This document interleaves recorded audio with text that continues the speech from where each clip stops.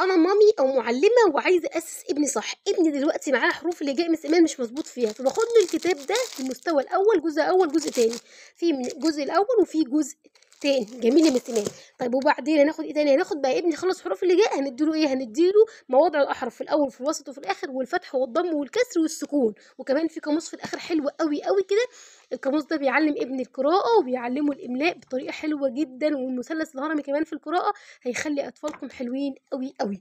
طب جميل. هنا يا مس ايمان ايه ده؟ ده الكتاب التالت في العربي. خلصنا حروف الهجاء والفتح والضم والكسر ومواضع الاحرف، بناخد المد بالالف والواو والياء والسكون والاساليب والتراكيب اللي هي اسماء الاشاره وضمائر المتكلم. ده كله موجود في الكتاب ده. وعايزه اقول لكم برضه في قطع استخراجيه كتيره جدا جدا عشان نعود اولادنا على القراءه وعلى القطع الاستخراجيه ازاي نحلها. وده برضه قاموس في الاخر للقراءه والاملاء. جميل. ناخد بعد كده الحساب. الحساب ده من 1 ل50 في الاشكال الهندسيه. في بصوا بقى الحساب ده الله اكبر، رائع جدا جدا يعني ما اقولكوش. في الجمع بكل اشكاله، في المونتسري، في كل حاجه شرحها انا مش سايباها في كتب الحساب. ده برضو الماث. الماث بقى انا عاملاه مترجم لمامي اللي بتذاكر في البيت، وعاملاه انجليش للحضانات وللمدارس وللمعلمات اللي بادئين ومحترفين في المهنه. ده اسمه ذا سوفير اون ذا ماث طبعا بتاع الماث. هنا بقى يا جماعه الكتاب ده بقى رائع. في ايه يا مس ايمان الكتاب ده؟ في بقى الجمع، في الإيدود، في من 1 ل 50، من 1 لحد 50.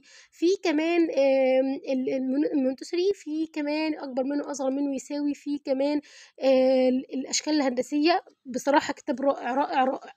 الانجليش طبعا 3 كتب. ايه مس ايمان الانجليش 3 كتب؟